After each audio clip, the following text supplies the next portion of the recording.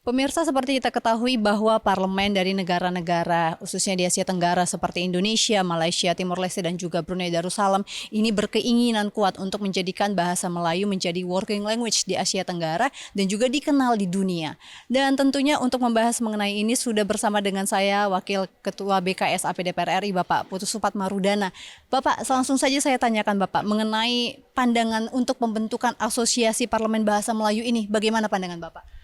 Jadi pertama memang parlemen memiliki kelenturan dalam diplomasi dan kita melihat bahwa pembicara atau orang yang berbicara bahasa Indonesia Melayu ini lebih dari kalau kita hitung 300 juta. Mungkin ada Indonesia, ada 280 juta dan lebih. Ada Malaysia, ada Brunei, ada di Singapura, ada Timor Leste, bahkan di Thailand bagian selatan, Kamboja bagian selatan dan di negara ASEAN beberapa juga menggunakan bahasa Indonesia Melayu. Nah, pembentukan forum asosiasi parlemen untuk bahasa Indonesia Melayu menjadi sangat penting karena dengan sekian banyaknya warga masyarakat yang berbahasa Indonesia Melayu tentu sangat tepat membawa ini kepada forum yang lebih resmi yaitu dalam platform AIPA dan ASEAN. Dan harapannya working language yang dilakukan di ASEAN dan AIPA bisa juga menggunakan bahasa Indonesia dan tentu setelah itu bisa kita tingkatkan di forum lebih tinggi lagi. Nah, misalnya di forum ASEAN atau di Asia, di forum yang lebih tinggi lagi. Nah, tentu harus dimulai di kawasan ini. Nah, tentu potensi yang ada dalam bahasa Indonesia Melayu ini juga bisa menjadi bahasa kedua bagi negara-negara di dunia karena bahasa Indonesia Melayu bahasa tentu sangat mudah untuk mempelajari. Mungkin secara gramatikal itu tidak sulit dipelajari. Yang kedua, tidak ada bahasa yang mencerminkan laki-laki, perempuan. Tentu ini menjadi potensi yang besar untuk kita jadikan menjadi bahasa global. Karena banyak bangsa-bangsa di dunia ingin belajar bahasa asing dan opsinya nanti dengan bahasa Indonesia Melayu ini atau asosiasi ini justru bisa menggaungkan hal tersebut.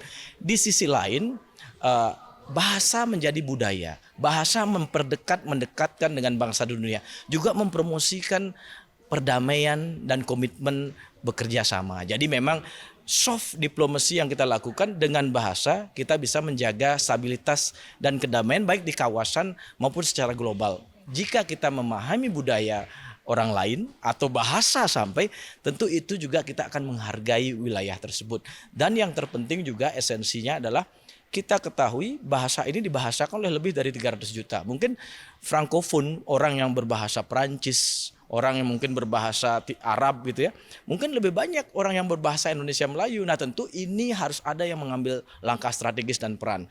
Parlemen Indonesia DPR RI mengambil langkah hal ini untuk pertama membentuk asosiasi parlemen berbahasa Indonesia Melayu. Yang kedua, memainstream lagi mendorong agar bahasa ini bisa menjadi bahasa kedua. Lingua franca, bahasa kedua untuk dipelajari oleh masyarakat dunia karena sangat mudah bahasa Indonesia jika dibandingkan bahasa Inggris, bahasa Prancis, bahasa Spanyol.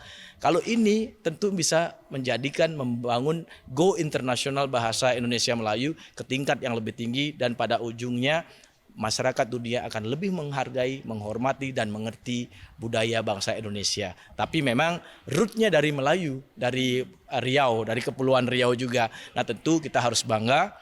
Ini cara kita untuk menghormati, memuliakan kebudayaan kita. Negara lain mungkin mengirim produk-produk budayanya, kita gunakan bahasa Indonesia Melayu menjadi produk budaya yang bisa tergaung secara global. Baik Bapak, dan pemirsa tentu ini menarik sekali bagaimana tadi Pak Putu menyampaikan bahwa bahasa ternyata bisa menjadi awal mula kita untuk mengenal lebih dekat suatu bangsa. Dan tentu kita berharap bahwa Indonesia dan bahasa Indonesia Melayu maksud kami bisa segera dijadikan sebagai second language di dunia dan juga menjadi working language di Asia Tenggara. Bapak terima kasih atas waktunya, selamat melanjutkan tugas dan pemirsa sekian dari kami, kembali ke studio.